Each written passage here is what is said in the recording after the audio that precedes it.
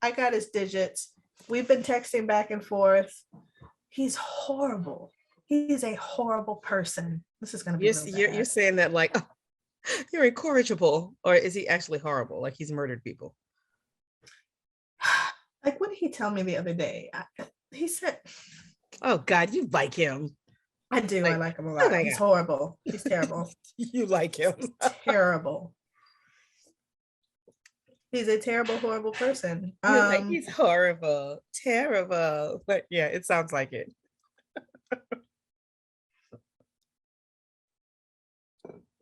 Okay. I asked him what his dream job was, and he said like a billionaire prostitute / poker player.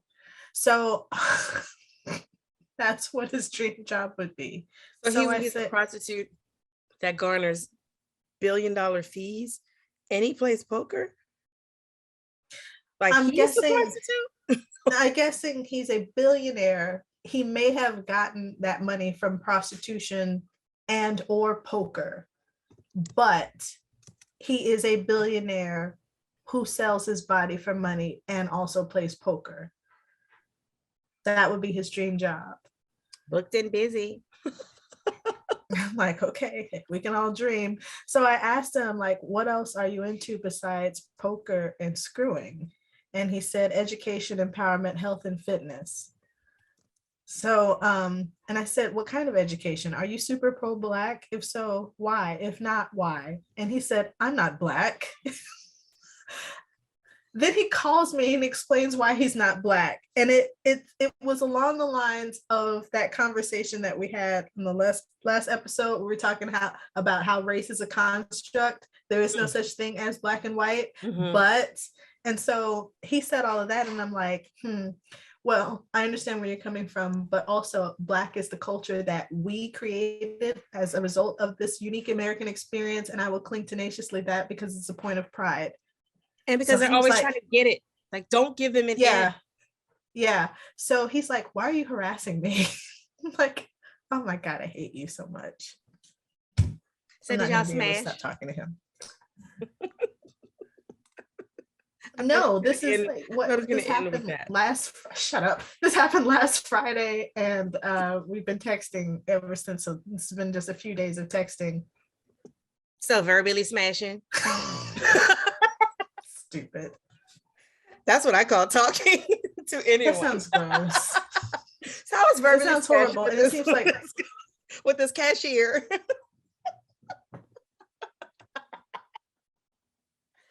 Okay, and scene.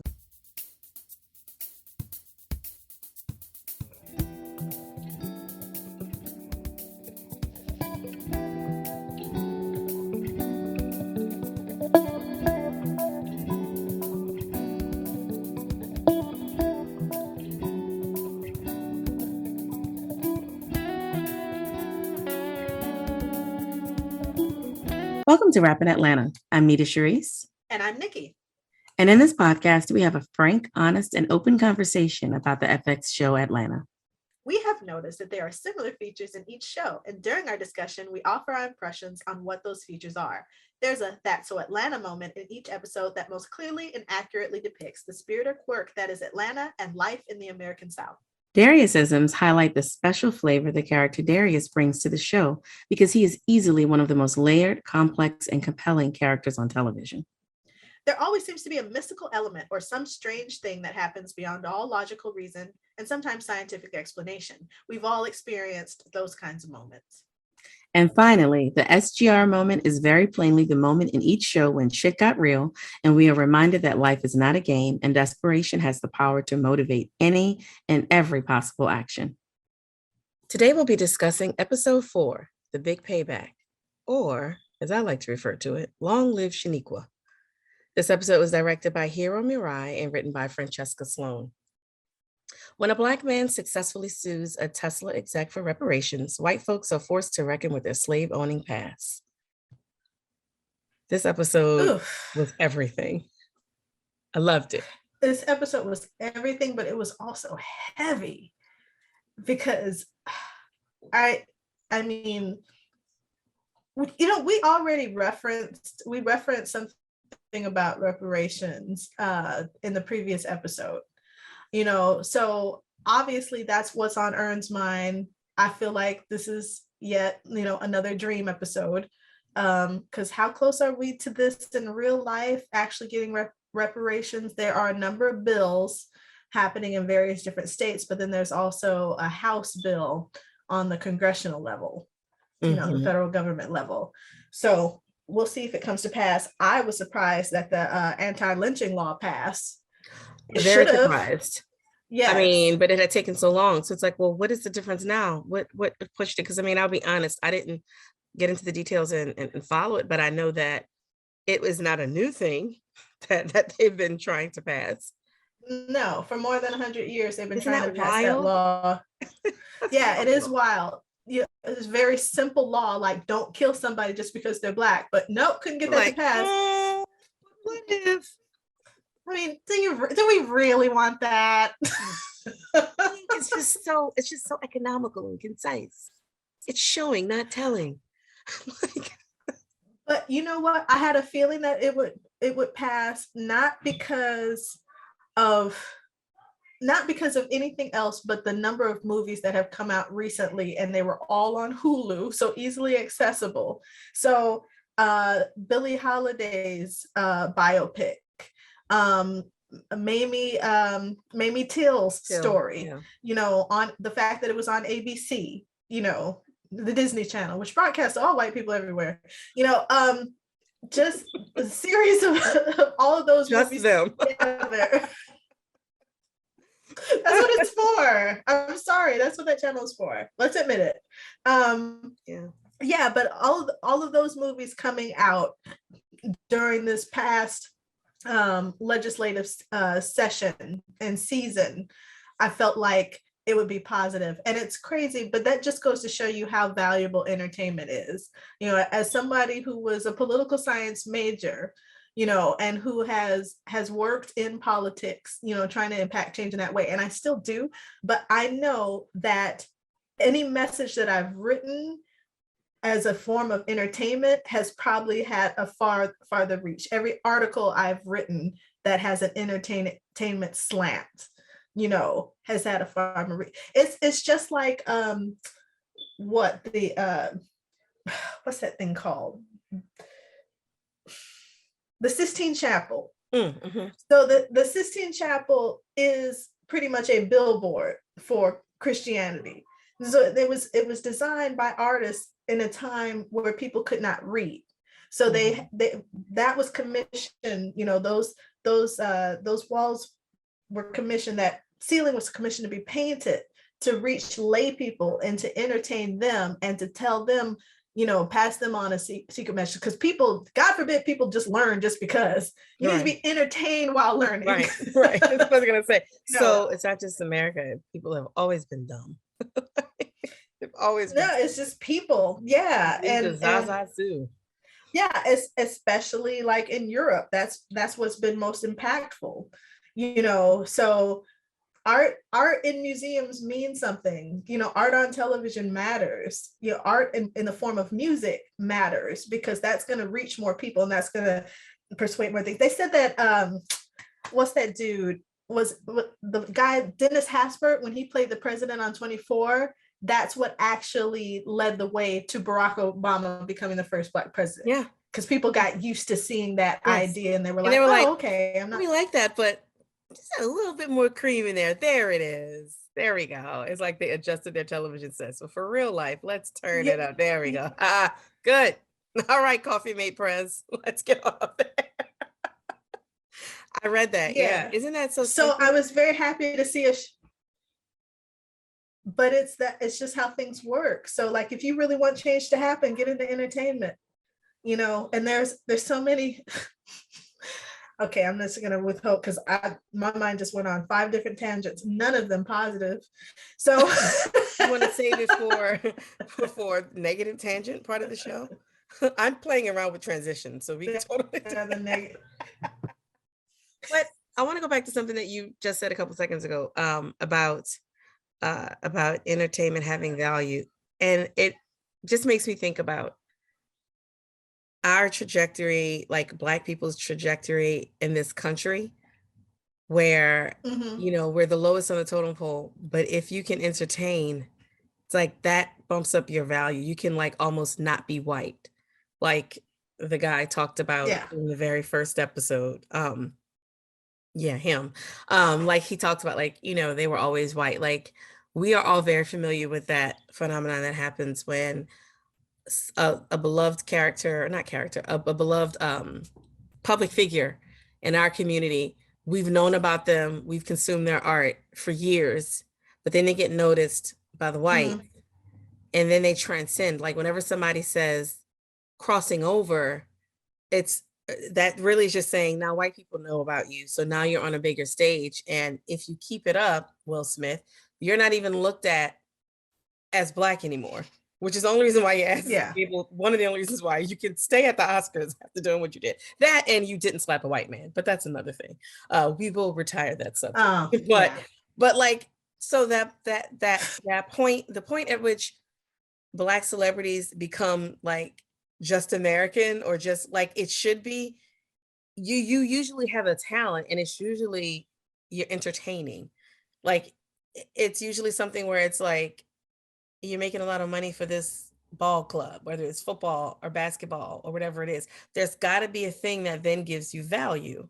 And it's the entertainment value, which is a real Mhm. phrase. It's just like, oh, wow. Like when you think about the people, the Black people that have managed to have good lives, that are famous, that is usually why. I'm sure there are lots of scientists Yeah. that we don't know about, and they're probably almost white too. But as far as people knowing about them, and when you are granted real money, like you hear performers say this all the time, I'm about to go get that white money. And that's the money that Yeah. allows you, like we discussed last time, where your money is making money. It isn't like bringing a backpack of $20,000 to a game, or a backpack $20,000 to throw to random folks who are waiting outside Yeah. your dorm room jail cell. But it's like real, like I said, my money's on this jump drive. Like that's when it's like, you're rich because your money is right here. And Yeah. that's interesting. And it, there is definitely a theme. And you said like, this is probably a dream too. Makes me wonder if, because they're in Europe, but I'm glad that they're giving us some Atlanta, if when they go back to Atlanta and the other people aren't in it, that's when Ern is asleep. Like, are we going to start the next episode and he's like waking up from this dream too? Like the times when they've not been overseas, I'm saying times, it's only been one time, but he was dreaming, right? Like Yeah. the Yeah. first episode was a dream, and he woke up there. Yeah, it just, I mean, that would be kind of cool if that's the convention that they're playing with. Like if it's next Yeah. week, they're gonna be, I don't know, in Paris. And then like when we get another at Atlanta specific episode, if it's a daydream or just a dream or something like Mhm. that, which I'm fine with that too. Yeah. Um, I'm fine with it. I think it's definitely a way to like just articulate how that bond, no matter where you go, if you're tethered to a place, you know, a space, an environment, then you're forever connected to it, or wherever you go and you care about it. Just like, you know, I've lived here for the past decade. I've birthed and raised my kids here, but I'm still Californian. And if you ask every other Atlantan who's come from somewhere else, they still say they're from somewhere else, even 20, 30 years later. yeah, but I Yeah. mean, could be because that's you. And I don't know if Atlanta is like New Orleans in this particular respect. They probably are, because you know, much as they hate each other because of football teams, they're very, very similar. But like Yeah. in New Orleans, you better claim your original place, because they can't stand when people start trying to act like that you're not from here.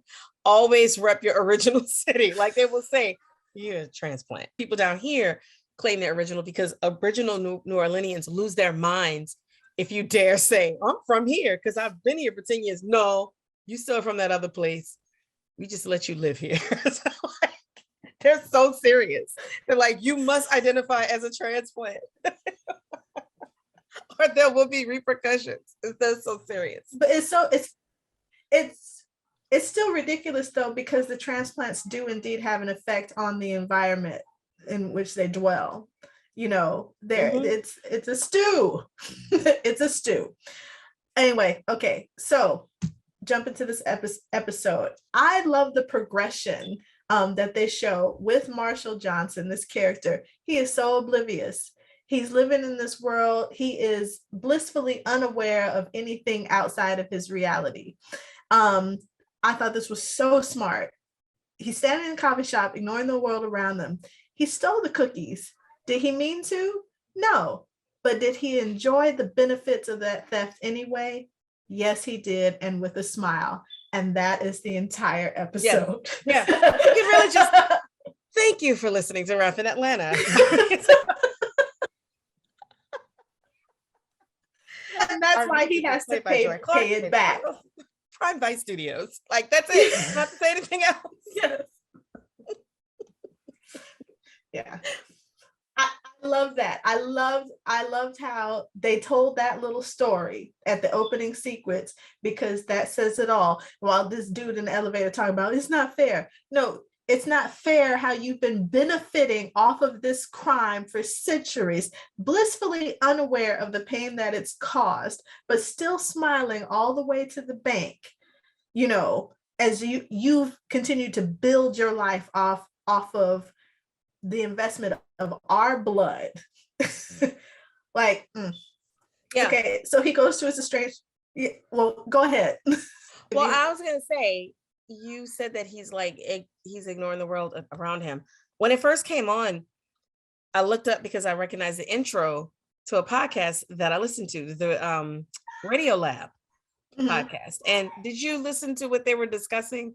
Radio Lab podcast, or by Radio Lab, and they are these two hosts are talking about, isn't it amazing that scientists have been able to enter the wild, like the wild animals that are speaking. Of course, we don't understand what wild animals are saying. And he said, but they found a way where they can now interpret it. And now they're calling it, instead of just like wild noises or something like that, it's wild talk or like wild language.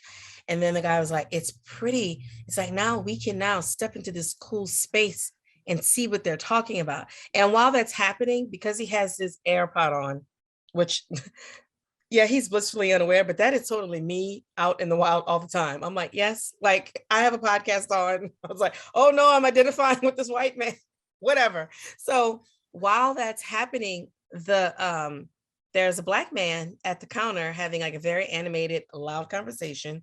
His name is Lance Irvin. And you can't hear him because he's muffled, but while they're saying, now we can interpret what they're saying, then he gets louder. And then it focuses in, and you can't hear everything he's saying, but at some point he's like, I was like, nigga, what? Like he's just having this loud conversation. And I just thought that was a nice little connection, just very smart. Just like you said, like just with him having the cookies, just in this very little short way, they just show the whole thing. But also in how one of the hosts says, so it's pretty nice because now we get to step into this cool space where we previously like didn't understand like what was happening, and now we can see what's going on. And I'm like, yeah. And then are there going to be some white people coming in and saying, I made up elephants and the way elephants talk? It's like, yeah, because whenever you all are able to step into a space, you mess it up or you take credit for it or something like that. And as they're saying that, then he's taking off, he takes his butt out because the cashier, I think, is like is trying to see. Ask him if he, yeah. Now what I didn't understand was, the Black man was standing there. Yeah, he was on the phone, but she was standing in front of him. Did she ignore him to just, because she tells him to get back in line? What was happening? It looked like she was talking to him. He was on his phone, talking on his phone, but he was still also ordering. But so there was some interaction, but it was just not the same interaction that she had with Marshall. But my thing is, so if I'm already up here and you tell me to get back in line, it's like, first of all, there was no line. I'm the only one up here. I wanted to find out, wait, what's happening with this right here? And they didn't, which I'm sure was on purpose, but I was like, in what world? And then he just let it go. And it could be because he didn't want to get murdered by the cops. Yeah. Like, because they use that as a threat. Like, I'm going to call the police. Marshall does it later on. So yeah, it was just so good. I'm like, this has been on for a total of 15 seconds. And there's 10 think pieces on this part alone. When this is over, I'm going to search first 10 seconds and there's going to be 25 think pieces. Yeah. That said so much. Like this guy is unaware. He comes in on the tail end. There's obviously been some sort of exchange that was not friendly, but it doesn't matter to him. So he continues. And then all the while he's stealing, taking advantage, because she says, well, will there be anything else? No, he just gets a coffee. I think he really forgot because she startled him and he was like, oh, and he put it in his pocket. It was like which I didn't notice the first time. Yeah. I didn't notice that, but I was like, what's up with the cookies? Why is he staring? But I was watching it live. So I didn't I didn't want to go back, but I didn't notice how he just casually, he wasn't trying to steal the cookies, but he did try when the woman told him, sir, get back in line. He could sense there was something. He's like, no, go ahead. He said no. So it's like, hey, I tried. I'm one of the good ones. I donate $50 to UNCF all the time. Oh, that's okay. Well, that's all I can do. Let's just keep it moving here. Yeah. It's that, again, that unawareness, the thing is like, well, it's not really affecting me. It's not having like a big effect on my life. It's happening to other people. It doesn't really involve me. And so as he's going to the car after he discovers the cookies and eats them, does not go back to offer to pay for them. It's beyond him now. We noticed the Ford Taurus the first time. And I had to watch the episode 3 times before I noticed that initially. So he goes by his estranged wife's house. They're cordial, they're polite and co-parenting.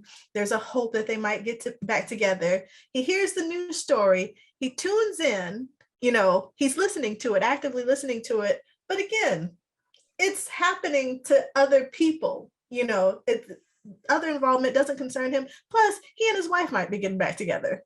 That's what got other things to worry about, Mm-hmm. And his daughter's like, mommy sprayed herself with perfume. So, and I'm thinking, look, Katie, stay out of it. Your mom might have a date that's coming over after y'all leave. Stupid. Yeah, you don't know what's going on. The kids, the poor kids. What annoyed me about that, the radio show, was where they said, well, it just feels divisive. Reparations feels divisive. Anything that they're forced to look at. You said earlier, people don't pay attention to things unless there's entertainment value. It's like whenever there's change, it is because we have gripped white America by their follicles right here. And you have to say, look at it. There's a pandemic and you can't go outside. Oh my God, what are they doing to this man? They just killed him. It's like, this is the 1 billionth man. Whenever they can't go anywhere and they're forced to look at it, Disney, like you said, it only broadcasts to white people. They were like, what? Have you heard of Emmett Till? Yeah. They have to, he was not concerned with it. When he gets on the elevator with that dude who looks like the guy from Modern Family, looks like a very angrier KKK version of can't think of his name. Bryan Cranston? No. Mm-hmm. Okay. Randall. On Modern Family. I think his name is Randall, but this dude looked like racist Randall. Okay. And he's like, that guy's rich anyway. So there's a little bit of the class thing too. Like, yes, it's not affecting him, but that's another way that I think they were smart. Like, they didn't choose a rich dude. It was a regular dude who, if you ask him, like, hey, I'm great. I'm not racist. When I could tell something untoward was happening to the young Black gentleman in the coffee shop, I said, hey, why don't you go? Like, I'm good. I'm cool. I don't have to interrogate anything. I don't have to maybe give my daughter a heads up, about anything. I'm just a regular dude. He didn't care because he was like, the guy's not going to notice it. He's rich. And when they said that, I was like, yes, but something's going to happen where it's not just going to be about the rich people anymore. It's going to be all y'all. And now you're going to get to see what it feels like to, like I said in the last episode, be trying to run and somebody says their foot on your laces. It's like, pull yourself up, come on. Or like that, you're running and somebody's just, you're trying to hit and then just ha. So they did a good job of just showing hey, your world is about to be rocked. And are you going to be Mr. Nice Dude anymore? And it doesn't take long. That rage under the surface bubbling. I feel like the same thing happened here. When white people get mad, it's like, wait, what? I mean, they get mad. But and then that woman, look at them, not a care in the world, talking about Black people. Bitch, not a care in the world. Are you kidding me? She was so angry. So angry. I'm like, y'all are usually the ones that don't have a care in the world. She was angry. She was so mad. Scratching her neck and everything, just that really was having a hard woman. time. That was and the woman sitting out there in the parking lot crying like her life is over. Yes, white tears. Yeah. But the woman who was scratching her neck, that was a different woman from the one who he actually talked to. That was like, oh, okay. That was like, look at them. That a care in the world. I spit my drink out. Like, what? There was 3 different women. No, but it was hilarious because they're purely seeing it from a money standpoint. They're not seeing it from like all of this other trauma that happened on top of this, and finally there's some equity happening. They're just like, yeah, but we're losing our money and we didn't have anything to do with this. Yeah, you did. You did. You're reaping benefits. Oh, girl, this is part at the end that says it all for me. But anyway, let me get there. Let's get there. But yeah, I was laughing at the Black folks at work celebrating because, again, they're just going to gather. They're not going to be loud, but we're saying everything that needs to be said. It's about time. Meanwhile, the white folks are going back to their desks. They're doing ancestry lookups to see how this thing will affect them. There'll be layoffs and whatnot. I loved it. He goes on about his day. He's still a little bit more concerned, but again, it's happening to other people, not really him. Why should he look it up? His daughter brings it up. So they've talked about it in school. And then he starts off, well, Black people are like, no, this is, don't put it on Black folks. What else he's going to say? He was like, we're not racist. Right now, Black people are just, and I was like, just what? I wanted to know, like, what were you going to, like, they're just overreacting? Like, what were you going to say? I really, really wanted them to finish that. But really quickly, the way, because that was a Black kid that went up to her and said that. She's like, this kid at school said that we're racist. That's a Black child that saw part of something and then just went to school and mouthed off. And I know that because I did that in 3rd grade after I watched Roots. I went to my evangelical 98.7% white school and church and told a girl in my class that she made us work.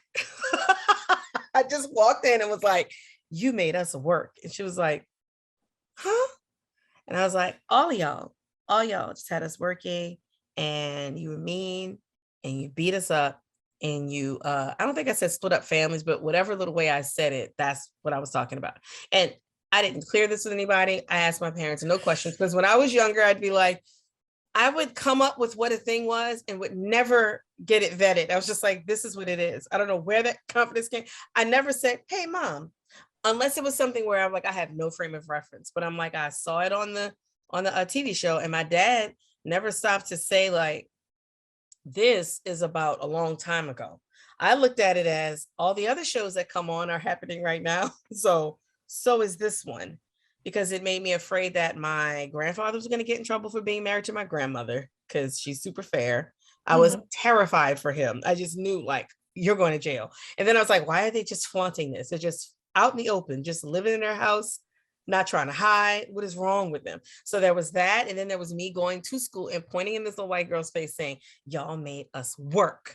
Y'all are mean. And you broke things up. And she cried and like went to the teacher. And I don't ever remember anything happening to me, but that's what that reminded me of. So when she said, oh, this kid told me this, I was like, yeah, that was a Black kid. And no one is explaining anything to that child. He's just going up to people, accusing of being racist. That was just funny. That just made me think about some child that I traumatized. What if she remembers? We're friends on Facebook, and I often want to ask her if she remembers that. Changed her life. I think was this the first time in the car riding home with his daughter, he brings up the Austrian-Hungarian thing. And then keeps on bringing it up. No, that was his second time, I thought. No. It was the first time. The second time was with the woman. Yeah, because he brings it up again and she's like that was centuries ago. with the confidence of someone who just found out that they were slaves too.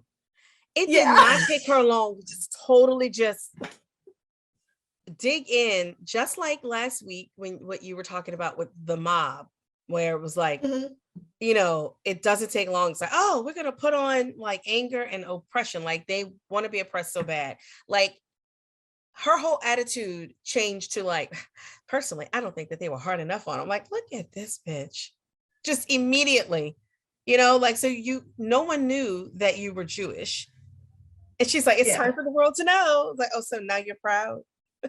It's just amazing how they don't acknowledge the way that they put aside what ethnicity they do have or culture that they do have to be white. They will gaslight, even act like you're making that stuff up. Like I've heard you say before, like they're always talking about there's nothing going on, but there are reasons why white people will say things like, we're going to be outnumbered. You must recognize privilege in some way.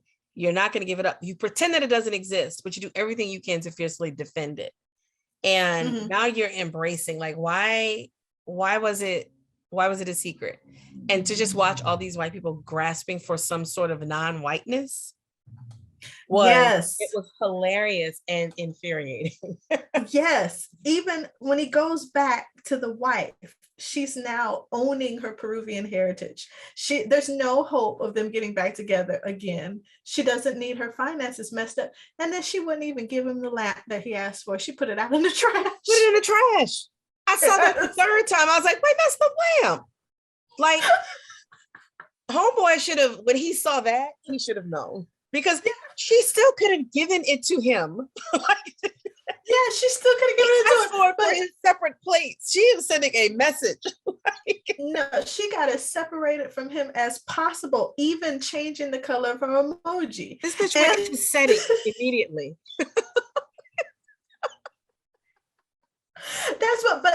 How is that not unlike when you have European immigrants? There's no whiteness in Europe.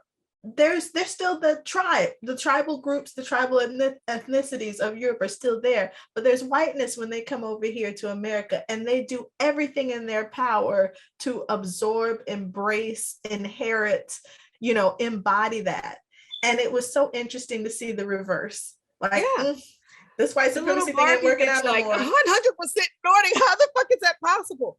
That said so much, because how the fuck is that possible? Any other time, y'all act like it is impossible that you could have anything else in your blood, even though you live in Louisiana, that has already said, I don't know if this was a fact that we pulled up, no, from the museum. I was reading, Louisiana has the highest percentage of white people that have other blood in them. And it's like, of course, because Louisiana was just like, if it looked like a duck, it quacked like a duck. We gonna fuck. Like, everybody was fucking everybody. So yeah. But so any other time they act like there's no way. Like they don't understand how you could even say. And now she's like, how is 100% Nordic? How is that possible? I'm like, first of all, you look like the first Barbie ever made. 100% Nordic. I was like, not only did y'all own slaves, but y'all probably started the KKK, because that's some pure Watt blood right there. Yeah. Like y'all made sure that nobody ever darkened your doorstep, literally, figuratively, and all that. There were so many funny little moments when he went back to work. So the Nordic thing, her talking about being Jewish, him bringing up the Austrian Hungarian thing again, the fact that only 2 Black people came to work, and they were Black men, noticeably, because there was 4 Black women there yesterday. They're like, we're not coming back. Yeah, no need, because they have 2 jobs, so whatever. Because they stayed home, but they still had to work. But it also made me wonder, though, from how they. I don't know, this may be a reach, but I wondered if the 2 who came to work, if they had higher positions. Probably. Because like, it seems like it's some kind of shrimp company or like seafood place, because you could see on the signs it said superior, and they would never show the whole thing, but it looked like a crawfish or a shrimp or something like that. When he was riding up in the elevator, the file that Marshall was looking at, it was 3 shrimp. It was, and I think they were noted A, B, and C. So it's like he was looking at test drawings of something. Ah, okay. Oh. I didn't notice that. I didn't notice the There were a following. lot of little. I just It's a noticed. quiet episode, but there was a lot of little details. Right. I just noticed he had the picture of the superior thing in his cubicle, and then it was like maybe on the elevator behind him, because I kept trying to see like, what is this company? And it just reminded me of Bubblegum. Oh, okay, wait, I see. So like that, Yeah. like the mascot for like a Yeah, council or something. something. Mm-hmm. So I Happy just little so I person. would say let's say like, yeah, I noticed that the women weren't there. I couldn't remember though from the group when they were like not a care in the world if there were other men in that group, and it just made me wonder. I wonder if the other people have lower positions, so they're going to be the first ones to like forget this. I'm not going to work, but like usually for us, if we're in higher positions, we have more. You probably interact with the white people even more. And so like there's more of a not tolerance, but like you can deal with it more. And you can see that in his interaction with Lester. I believe it was Lester. Yeah, because Willie was the one that was like, whatever, Ashley. That was Willie. The names for some reason made me laugh. Like Willie and Lester, like, yeah, those are black people, especially Willie. But the way that Lester was acting, it made me wonder. I wonder how many times Marshall has spoken to Has Lester or come and initiated asked him a for conversation. advice. Right. Yeah. Like initiated a conversation that wasn't like, hey, did you get my email? Like that wasn't work related. Because Lester didn't look like shocked that he was talking to him, but it was like a, what do you want, man? Like, I just liked how the Black people were able to occupy the space of being so unbothered, and not unbothered the way we usually are, because we actively have to make sure that we're unbothered. But this was literally like, we gonna be all right, like for real. Like y'all are the ones that are stressed out now. Yeah, And because and they were in your talking head, to like each we other are. about. They were talking about what new cars they were going to buy, like how the kids were going to get a phone, how the man was going to set up his other, I guess he had a previous relationship with a woman, they had kids, and so he was going to move them out to a It separate was place more because than he was one tired of. woman though. I was like, nigga. He said such such mom and such mom. I'm like, what? Because even his because then Lester was like, oh, word. Like it was, he was surprised. Like it sounded like he was saying about to buy 2 houses or like 2 condos. And he's like, you already know. And I'm like, I already know that your dick needs to settle the fuck down. Now, what I did get kind of mad about, but it so also personally. I do. Every time I see that, I'm like, I'm Sierra's mama. I immediately take on, who is the downtrodden one? That is me. I'm pissed with you. I need it for energy. Like, anger gives me energy. My house is gonna be so clean. I just need to watch that scene again. I'm about to clean this entire house just off the like. Anger is a natural resource for me. But oh shit, what was I gonna say? I was a little irritated that one of them was discussing buying a Cadillac, and it made me think about that Dave Chappelle sketch, which I think we should link to in the show notes, where they got the reparations and people were just buying all kinds of They're like, yes, son. I love when he says son. Shows his age, but he's so funny. He's like, son, we about to buy this and this. I was just like, did they have to have him say Cadillac? I just like how Atlanta will, of course, they're forever like roasting white people, but they poke fun at Black people too. Like, you know what we do. He's like, oh, there's things that we do. We just, that's what we do at night. And that's when he gets served with the papers.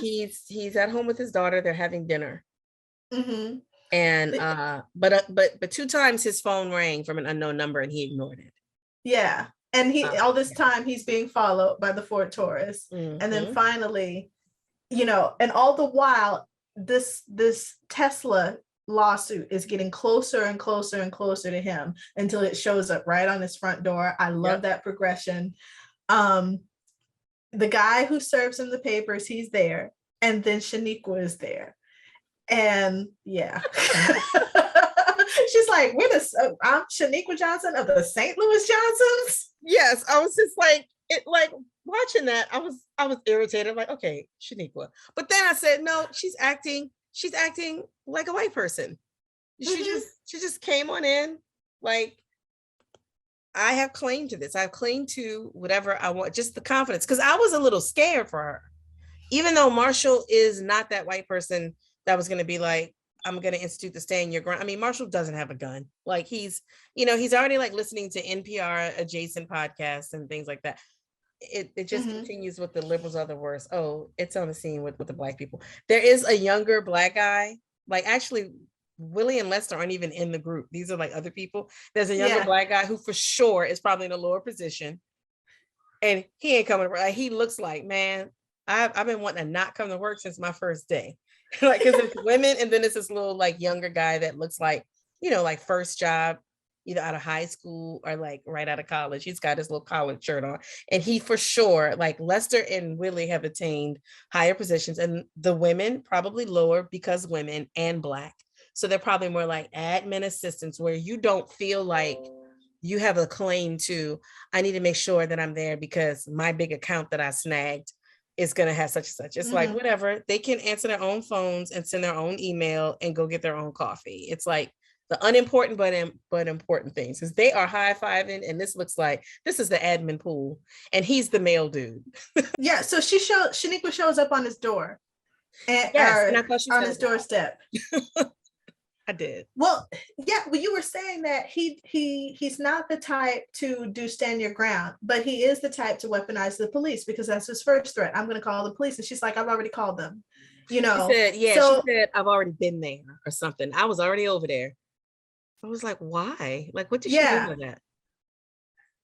But that's what makes this make believe, because she has the full force of the law behind her, working in her favor. And that's why I think this would never happen in real life. Really think that would happen here in this country? Because even the white people in this, I'm going to assume it's a dream, were shocked. They're like, wait, really? Like, this really happened? When he was listening to the news, to the report about it, the two hosts are talking, and the one host says like, yeah, like this may actually go through. And the other host is like, no, it did. Like, I thought that was strange. He was like, it did go through. Because it's like, you're discussing this. This dude is in such denial that he's reporting on the story, and he's still saying, I mean, this has a real chance. And he was like, it did go through. And the guy had this sound in his voice like, it happened. Motherfucker, that's what we're talking about. Like, that the dude was successful. And the other host was still like speaking in maybe. And he's like, it did. In fact, the hypotheticals. No. Yeah, because that's where they use for like paying a little bit of lip service, so. It's so good. Yeah, that's why I was also in a state of disbelief, because there's no way like they would give us the full force of the law without other people people would lose their entire wealth and not be able to get it back, paying back who they owe. So what happens after this? The daughter goes back to the mom's house. He pulls up to his apartment, and Sheniqua's now like camped outside. Well, first, before that, because we didn't really talk about the part where he gets the text message from his wife. She went and picked up the little girl from school, and he was supposed to. So he goes over to the house. Okay. And then that's when we see the lamp is in the trash can.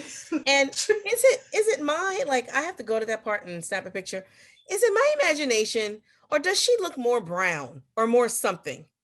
Like, I looked at it at first, her hair was always dark, because I remember like noting, I'm always surprised when I see a brunette white woman, because, like usually on TV, there's always some sort of like blonde or something. And when I saw her, I was like, oh, this woman has dark hair. That's all I even thought about.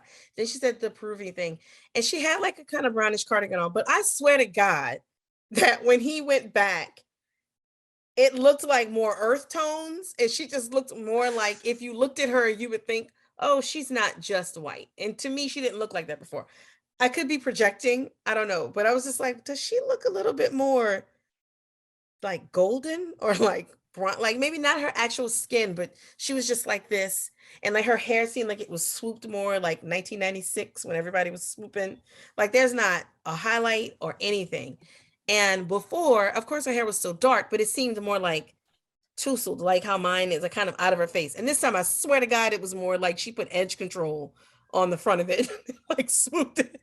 Okay, so when she first referenced the fact that she was from Peru, I was just like, oh, I'm Peruvian, so none of this applies to me. Bitch, no. I made a note to look this up. By the 19th century, slaves formed the heart of Peru's plantation labor force, despite opposition from local slave owners. The most, Spain. And all that research that I've been doing on free people of color, Spain is up in that piece. Like not Spain and Portugal, Peru, but I'm saying it wasn't just white people like No. Europeans in that way.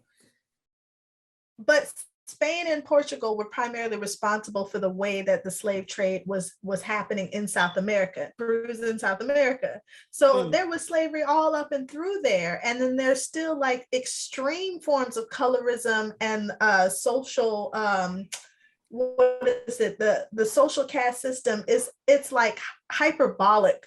You know, it's like there's like 20, 30 different types of mixed crazy levels of biraciality that you can have. Yeah. So the fact that she said that, I was like, okay, bitch, well, your truth will come out at some point. You know, especially if it's a global thing and not just an American thing. Yeah, you're one of the worst. So shut up. It's another example of they learned it from watching you. Yeah. So at this point, then, you know, after he passes the lamp which was just petty. After he passes the lamp in the trash, then he goes back home and and Sheniqua is camped outside of the apartment, you know, ready to lay total claim. Like all of the cousins are there. They're having a cookout. And what cracks me up is how he is legitimately scared for what's his name? Todd or Jason, who is in flip-flops, but he takes off his flip-flops to run like the Terminator after his car. Now I gotta tell you a little story. I know this is a tangent, but so Sharice and I, we were coming back late one night from the city, and we drove down Donald Lee Hollowell Parkway, which I talked about before. You know, we drove through Bankhead. And so I was just like, okay, so now we're in a neighborhood, one of those neighborhoods. She's like, we gonna be robbed? I'm like, yeah, because some niggas gonna be running down the street after us in the car. Like, there hasn't been a red light yet, but we gonna be robbed driving down the street. So I'm just like, stop it. It's like families and people live in this neighborhood just because it's Black, you know, and there's some crazy things that may or may not have happened here in the past. Doesn't mean we're about to get knocked in the head and robbed right away. Marshall Johnson was driving away like this dude could really do something to him on foot while he was in the car. You know that we're magical human beings, not quite human. He probably thought there was some kind of slave like Easter egg or something that he had where his feet could turn into wheels or some stupid shit. Like, yeah, so all of us are secret super niggas, like capable of just superhero powers. Yes. Including running alongside of a car and catching it. Not super enough to be worth anything, but super enough to like. That's just insane. To harm them. So then he goes to the hotel, right? After that? Yes, because he doesn't have anywhere to live. I would like to note that they were playing Keith Sweat and Make It Last Forever, which was a real Black event. Yes. Like, make this last forever. Reparations. Like, this is never gonna. I was like, now that is Black. Like, they just all are no real space, but they have camped out as if they're in a field. It's like they brought a table. They brought a table and chairs. You know, we travel with like with those festival chairs and just tables at any moment. It's like, like, is that a pot? Like, yeah, that's the crab boil pot. It's in the back of the truck. You never know when you're gonna need it. It's best to be prepared. Oh my goodness. When you become a homeowner, they issue you one. Like, here's your crab boil pot. Here's your little card table. It's some chairs. That was hilarious. So he goes to the hotel to avoid Sheniqua, and then he comes in contact with Ernest, who sits down. Who was from the other they're thing. Talking. Ernest, like, that's your boy. Yeah, he's from Lake Lanier. Yeah, I was like, wait a minute. He's the guy from Lake Lanier. I recognized him right away, and I'm like, That's how I know, like, Ern, like, this is Ern dreaming still. It has to be. Yeah. Like I said, I recognized him right away. They have their conversation. And he talks about how, like, his grandfather always said that he pulled himself up by the bootstraps, but that was a lie. He had lots of help and he had lots of children. A lot of kids. Yeah. But he's like, but now it's okay because we're all going to be free. You know, your kids are going to be free of this.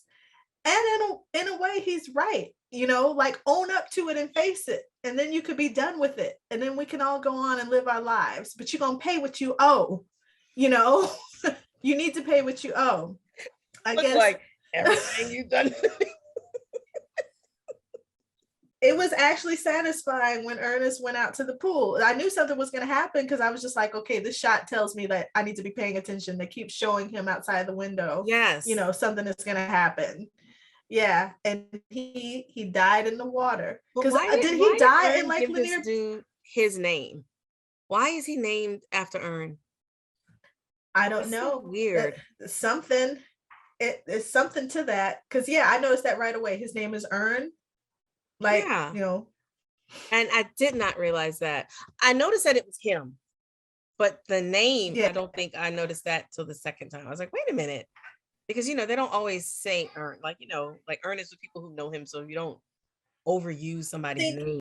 Mm-hmm. I was just like, so when we get our Atlanta elements, it's in Ern's mind. Because like you said, in this episode, in this recording, and the one previous, no matter where you go, where you are tethers you. So he's in Amsterdam and London and all these different places. Who knows what it'll be next week?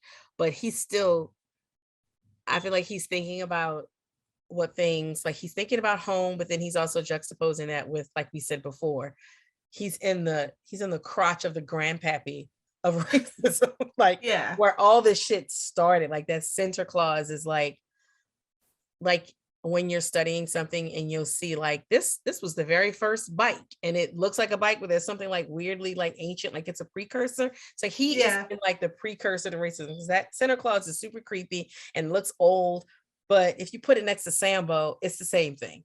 It's like, yeah, it's just evolved into this. So yeah, it's like I guess it's really being affected by the experiences that he's having overseas, because we always think there's no racism over there, or it's different because so many Black people, like entertainers, stars, left here to go there. So you have in your mind that it's better. And it just makes me wonder, did Ern think, oh, it's going to be lit because, you know, it's so different over there? But he's seeing like, oh no, this was the blueprint for the bullshit that America just like made better through that good old American know-how. They made it like worse. You know, we know it exists. We know it's deeply entrenched, and it's beyond the pale of being fixed. And we all saw it. The racism that exists plays out on a grand stage just with Meghan Markle alone. And, you know, just the rejection of her, like, how dare she, you know, become one of us when she's so not one of us. You know, it's just like, you're right. Insane. She isn't. She's better. And you remember how one of the members of the royal family wore this brooch? She pretended that she didn't know that it was offensive. Yeah. It was like, was it a monkey? It was something that was basically like blackface on her outfit shirt to the wedding. Yeah. Yeah. Just, yeah. So it's more insidious. And I think that he's unlocking that, and it in turn is unlocking certain things in his mind, you know, thoughts that he's having. After Marshall has this conversation with Ernest before he shoots himself in the pool, I like how he's obviously affected by the conversation that they just had. And so he goes and looks up Sheniqua's Instagram page because his coworker has told him that, oh, she's all over Instagram. And she's that's really like no longer one of them. She was like, oh, she's just talking about how much money you are. She is so cool and comfortable now that she's found out she's 69% Ashkenazi Jew, that the way she even relates to the other white people is like she's other now. Yeah. Like just she just settled into that, like, I'm surprised they didn't show her like trying to have lunch with Black people. I guess because there were no Black people there. But again, I've seen the reverse of that happen all too often. So yeah, it was, oh God, this episode, this is probably becoming one of my most favorite episodes of this season, at least. But yeah, he looks up Sheniqua's Instagram page and sees this video and recognizes her humanity. She's out there riding bikes with her kids, and she's like, oh, I'm so proud of you. And he now sees her as a person, which I don't think he saw before. She was just a nag, a nuisance, something that's, that was claimed. Yeah. But now she's a person. So is it after this that he is resigned to the fact, well, there's the suicide, but then he's resigned to the fact that he's got to pay what he owes. Yeah, it's after he sees her saying, I'm spreading my babies. And I like how I guess he's a busboy. Like after the guy kills himself, he was like, there's a lot more where that came from. Like, so people have just been offing themselves. Yeah. just at this hotel. Yeah. And then you see him. The scene doesn't start off with him. It starts off like it's going to follow this Latinx looking guy who's on the bus, who's listening to the weirdest music ever. Like, why are you listening to this music that should be the backing for a tech commercial? Yeah, I don't know. Weird. And then I was pissed with the bus driver because she ain't watching the damn road. She flirting with him.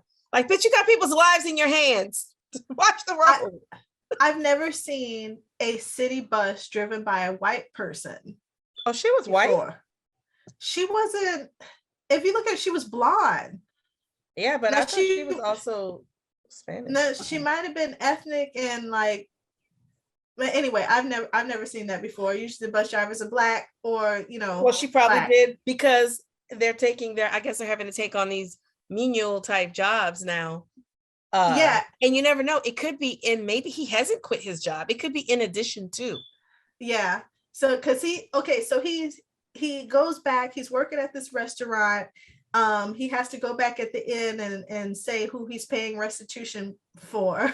They like, ooh, 15%. He's trying to get that shit over with.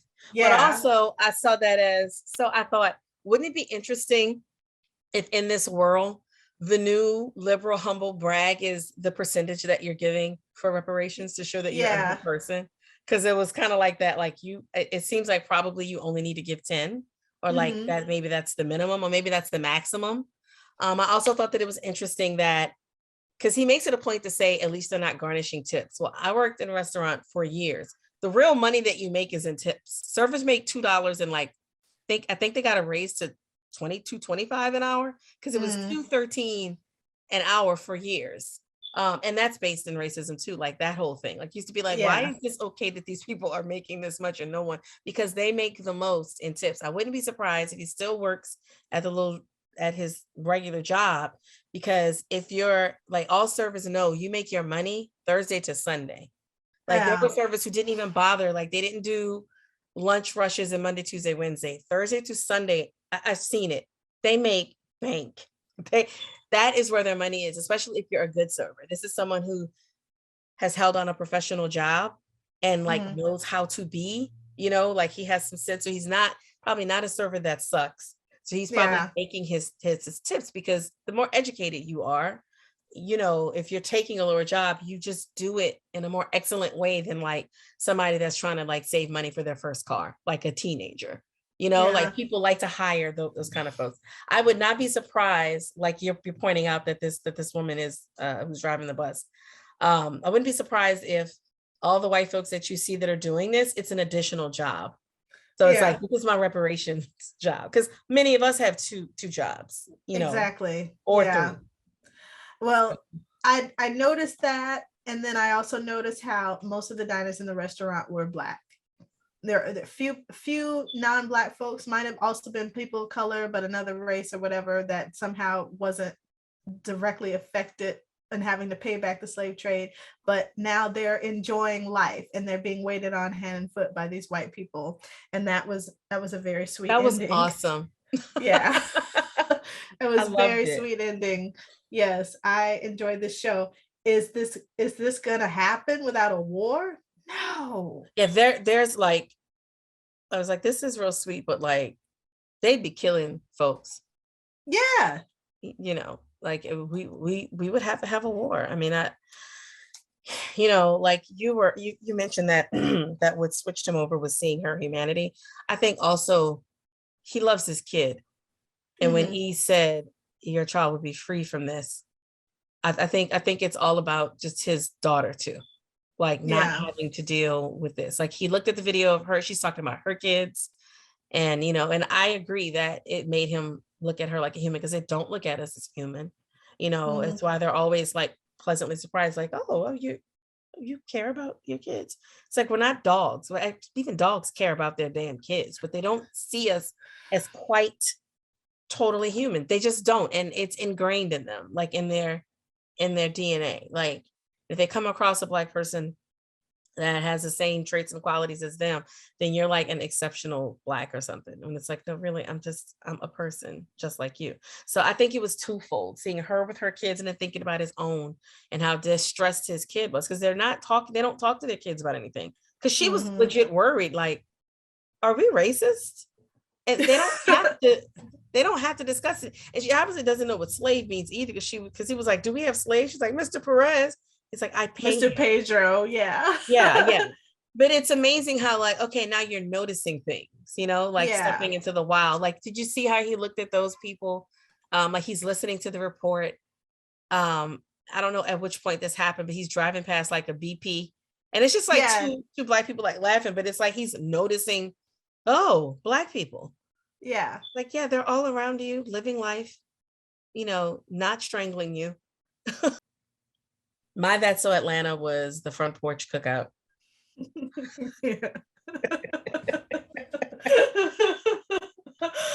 Oh man, it's been a while since I've seen one, but yeah, they do exist. They're very Black. It's like, look, we don't have space, we don't got a backyard, but we're gonna make this front porch work. Let down the bed of the truck. Yes. It's a built-in seat. That's a window seat.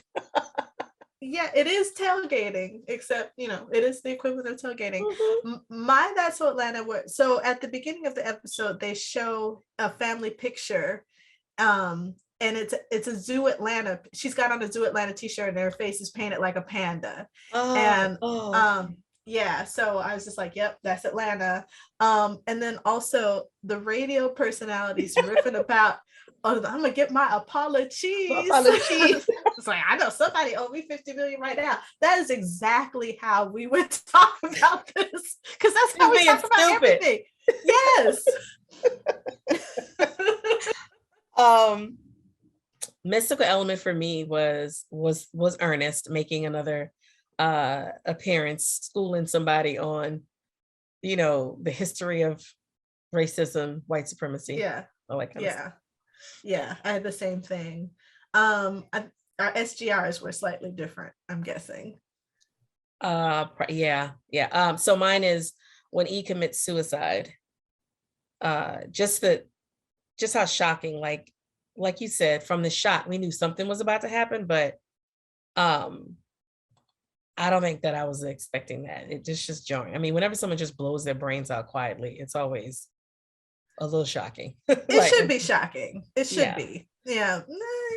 But I mean, everybody but your boy working in the dining room was shocked. He just kept wiping his tables down, like, yeah. Where that came from. Yeah. So there was something that he said where I was just like, okay, yes. And that's when I noticed where, the protagonist is like, okay, this is real. It snaps for him. And then that's what made him go look at, her Instagram page, Sheniqua's. But when Ernest says slavery is not past, it's not mystery. It's a cruel, unavoidable ghost that haunts in a way that we can't see. Yeah, that's real. That's institutionalized racism.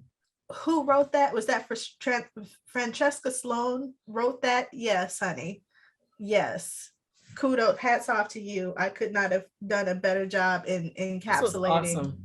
Yes, it was a great episode. In the show notes, I plan to put, there was a woman who sued for reparations in the late 1800s, Henrietta Wood. Sure so did. I post a link to that article. I will also post a link to the legislation that is moving through Congress. It's been there for years. And it's one of the things that Ice Cube was trying to talk about it, but he was unaware of what's already been happening. Yeah, sorry. he thought he knew. This quest for reparations has been going on for centuries now. And so yeah, and someone has successfully won a case. So it's only a matter of time before we have the right, the right plaintiff and the right defendant. Mm-hmm. And it could set a great precedent. But I think, knowing how the law works, there's always lawyers waiting for wealthy folks to change so they won't be adversely affected. Now, it could be that they change the laws and then put it back on regular white people, just middle income white people like this man. Yeah, but I'm not interested in that. Go for the companies like we talked about that successfully disavowed, not publicly, but like changed like their main imports and exports to successfully hide that their original main item was people.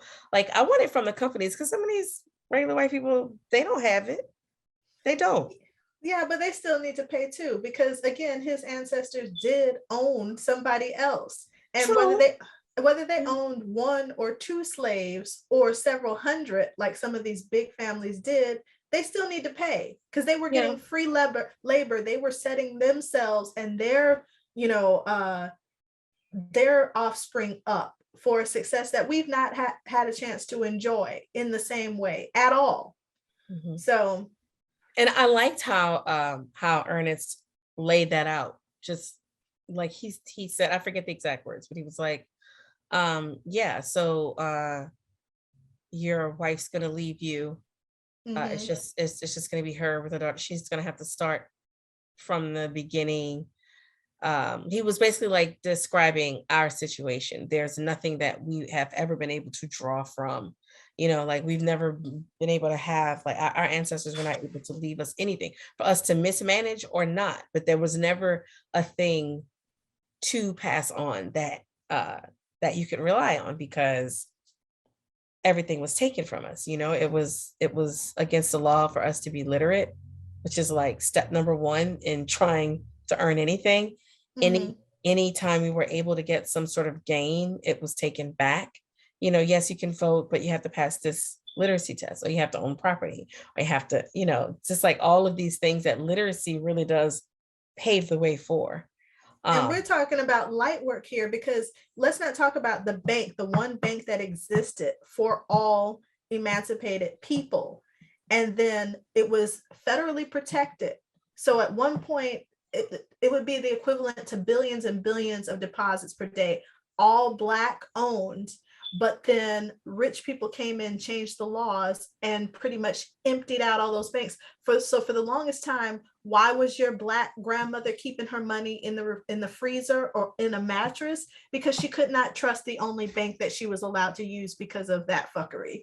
And then all of the Black-owned, the Black towns, the Oscarville that was flooded, that our friend Ernest came from, Tulsa, the city that used to be Central Park in New York, those were Black towns, and they were taking from us even as we were accumulating wealth. Yes, as we were accumulating wealth. So it's not just, we didn't have anything to begin with coming out of slavery, and then what we built, that was stolen as well.